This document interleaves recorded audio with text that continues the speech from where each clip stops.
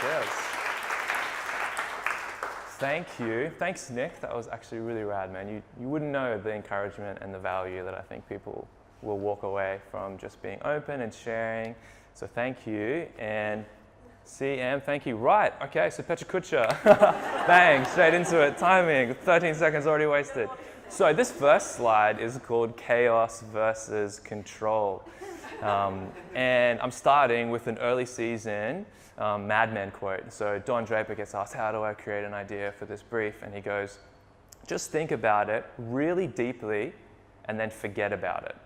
And an idea will jump up in your face.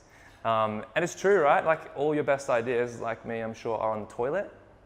Or when you're trying to go to sleep and you can't go to sleep. Never when you're actually trying to get the work done. And so there's this thought that creativity is not a machine that you can just demand product of or demand result of. You can't just go process, process, process equals solution necessary. Because pressure produces predictability, right? You squeeze lemons, you get lemon juice. So there's this next thought that if there's too much control in a process or a scenario, you get predictability and you kind of fall back on things that you know, habits that you have, creative techniques that you've formed, which is valid. I'm not saying that's bad. I'm saying that there's a time and a place for those sorts of things. And when you put emphasis on control, there's kind of a bit of a pattern and you get said results that you're known for or you can create really consistently or easily. So the thought is to introduce some chaos and some balance into this sort of systemization and processing of design. It's not a machine, it's not a timeline that you just sort of pump out onto, like Lemonhead. A thought would be to approach creativity and your process more like controlled chaos, in the sense that you embrace the fact that creativity is a mystery and there's not necessarily a 1, 2, 3 or a set of processes or actions that you should adhere to. And I found the best practice for controlled chaos is the introduction of guiding principles in your practice or in your craft as such. So these guiding principles can act as a map that you can hold up to the wilderness of creativity and find your way around it and use as a kind of benchmark or measuring stick to see the appropriateness of any sort of random ideas that you come across or any ideas that you generate or things like that. So to give the chaos a little bit of control, I'm suggesting guiding principles. And how do you find guiding principles? I'm suggesting that you look for them in obscurity, which for me equaled flag design. When I was watching a TED talk by Roman Mars, who runs the 99% Invisible podcast, and he was doing a discussion on the worst city flags that you've never seen. And he introduced there Ted Hayes' principles of good flag design. And that for me sparked this little chain reaction of like, flag design all of a sudden became the pinnacle of branding and communication for me, in the sense that international flags have to communicate a country's values, a people, their ethos, their culture in this tiny 3x5 rectangle that flails in the wind, right? And so it's this really incredible moment of communication. And I dived right into that, and I pretty much distilled these 5 principles of good flag design into my own thinking, and I thought I'd go through them really quickly, well, a minute each, as fast as I can. So the first principle, right? Losing time. First principle of good flag design is to keep it simple. The flag should be so simple that a child can draw it from memory. So that's a really easy distillation. For me, that meant simplicity. And so how I approach things is I would really like what I do and create to be striking and memorable and kind of not necessarily sear itself into the memory of the person, but hoping that what's created is something that could be recollected, or if I discussed it with you, or if you saw it again, or if you kind of engaged in conversation around it, it was so simple that there was one thing that stood out to you, or one thing that was memorable to you. So for me, the first principle really distilled into simplicity. Second principle of good flag design is using meaningful symbolism. So the flag's images, colors, or patterns should relate to what it symbolizes. And that for me was a thought on depth.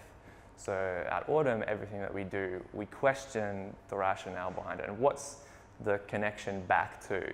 So if we're choosing a typeface, if we're associating a color with a brand or similar sorts of things like this that are really quite common practice in design, we're kind of looking for the meaning behind that, not just sort of making choices based on, well, this typeface is trending, so I think I'm going to use that one. You kind of connect it to the brand, and is this the right typeface for the brand, and what are the reasons why, and kind of engineering that process so there's some sort of depth and meaning behind the choices that you make that potentially a person could engage with and never really know until later they have an aha moment, or someone explains it to them and there's some real depth there. The next one, the third principle, is to use 2 basic colors. Limit the number of colors on the flag to 3, potentially, which contrasts well and come from the standard color set. So that for me equaled emotion. So making the right color choices on a flag, obviously colors, as we know, can evoke emotions and can trigger the human psyche in different ways. So different cultures see colors differently. And so that for me equaled emotion in that always looking for a way to engage with the humanness of all of us. Not necessarily just to pull at heartstrings and to get someone crying and therefore buying. It's more about connecting with the audience and just assessing what exactly can we communicate that's going to mean something to you or mean something to someone over here. And so it's about injecting emotion. Fourth principle, no lettering or seals. Never use writing of any kind or an organization's seal. And that for me was clarity. So it's really important that there's a visual hierarchy. So apart from just chucking Brazil on a rectangle and people knowing, oh, that's the Brazilian flag, right? I'm pretty sure. Or was it Brazil? No, it's Brazil, yeah, cool. So clarity, about creating some sort of hierarchy of communication and clarity of communication. The clearer you can be and the more distilled you can be in your messaging, the more the consumer is going to engage. And the more that they're going to kind of get triggered by that or know what their next steps are. So for me, it equaled offering a sense of clarity to all my pieces and maybe the whole Chanel thought of taking one thing out before I leave the house, which isn't a great strategy for a guy in general. It's either like your watch, and if you're not wearing your watch, it's your shirt, probably. Uniqueness. Okay, so number 5, be distinctive or be related. So avoid duplicating other flags, it's a good start, but use similarities to show connections. So there's this thought that everything is kind of already designed, right? And everything that is done is redesigned in essence. You're very hard pressed to create something completely unique in the sense that someone would not be able to identify any single component of it and would feel like this is a new being or a new creature or something completely never seen before. Kind of everything's been designed in a sense. So uniqueness is more, for me, is more about curating the right elements and bringing the right pieces together to create a unique expression. And one that is valid to the brand that we're working with or valid to the business that we're working with. Not necessarily trying to bang our heads to create something that has actually never been seen before and just changes everybody's lives the moment they look at it.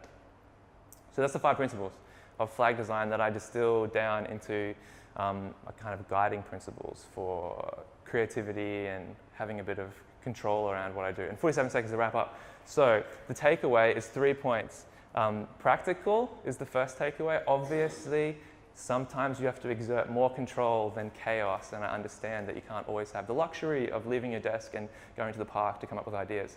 Number 2 is just to remain curious. Like for me, the only reason I found that was just from simply trawling and being open, and I could have been shut off to that and been just like, flags, whatever, man. Who needs them? So being curious in every moment and every person and every circumstance, and a stranger could be a great insight for you as a person. And lastly, be singular. So when you find these things, distill them down into memorable things that you can maybe have a little post-it that just says simple. And you're like, oh, that's right. I'm supposed to be simple. Thank you.